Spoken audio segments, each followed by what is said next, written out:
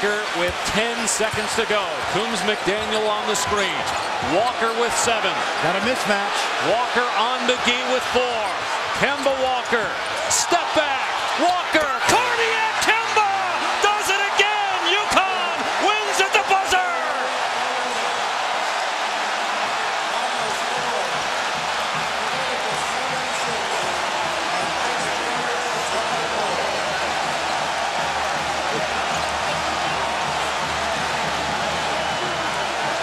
What a great call by Jim Calhoun, and the execution by this little guy who's been amazing all year. No question, he got it off. No reason to go to the monitor. It was clear it left his hand with about a second to go, so no controversial ending at all. It's good. Connecticut wins 76. Sherwin here from AP Baller.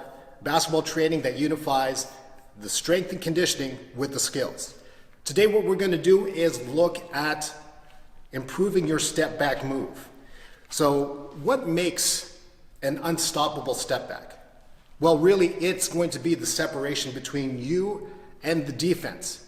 The more separation you have between each other, the clearer the line of shot you have.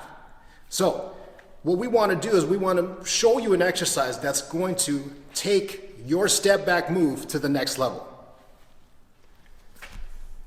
Okay, so before we take you to the actual exercise, let's first look at the mechanics of a really effective step back.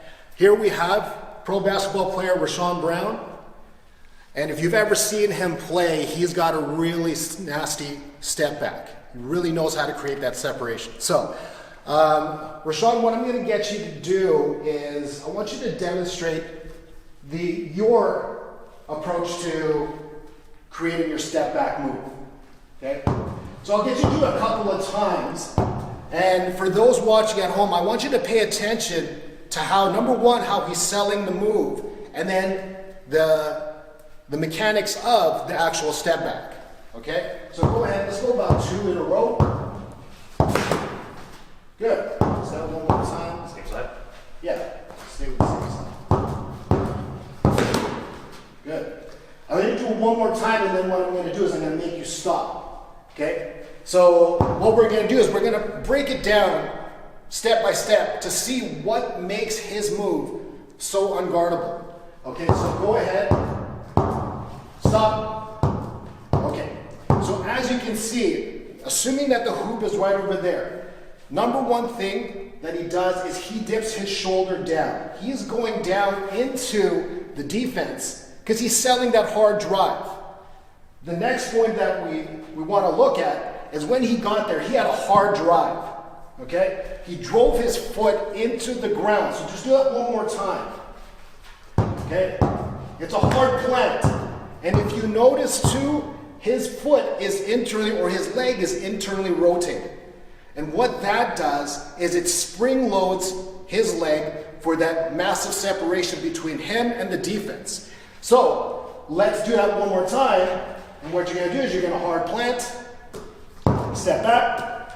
And what happened there is once he had that spring-loaded mechanism, he extended his hip, extended his knee, extended his ankle, and he actually externally rotated to get that pop to get that separation out. And just revisiting that hard plant. When you have a hard plant, you're using ground reaction forces to give you that return energy to bounce back or bounce away from the defense. If you have a soft plant, then you're not going to create any separation. You might get a foot, maybe 2 feet maximum, but you really need to plant hard, anti-rotate, and pop off.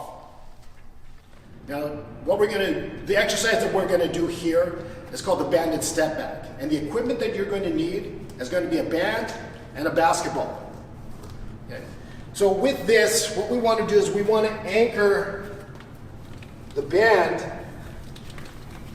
onto something that's going to be fixed. So maybe like a pillar, or if you have something like this at home. And what Rashawn is going to do is he's going to get in there. And we're going to back up over here.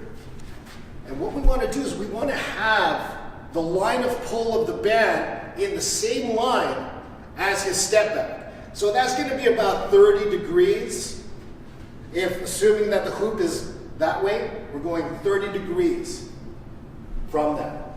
And what he's going to do to start is he's just going to hop down, and he's going to mimic the same mechanics as we were talking about when he was doing his actual step back. So he's going to drop down, he's going to have that internally rotated foot position, and he's going to pop back. A little bit about the band. He wants to back up to the band, not for max tension. He just wants to feel a snug pull. Okay? If he wanted to, he can move back. And this here, the more tension we have, we start to ruin the mechanics of the step back. So we don't need a whole lot. We just need slight snug pull. And let's go ahead, let's do about 3. He's going to mimic the exact mechanics. And he pops back. Okay? He's just going to hop down into it. Okay? So from here, hop down and then bounce back towards me. Perfect. Just like that. Let's do that again. Look at his footing. Look at that stomp, and he pops back. Okay? Now what we're going to do is we're going to add in the basketball. And the basketball, what that does, it starts to encourage him to land in that balanced set position. As opposed to bouncing back and going too far away from the anchor point, we don't really want to have this massive separation that you're so off balance. We want to have a lot of separation, but remain in balance. So go ahead, Rashawn, let's do about 2 or 3. There you go.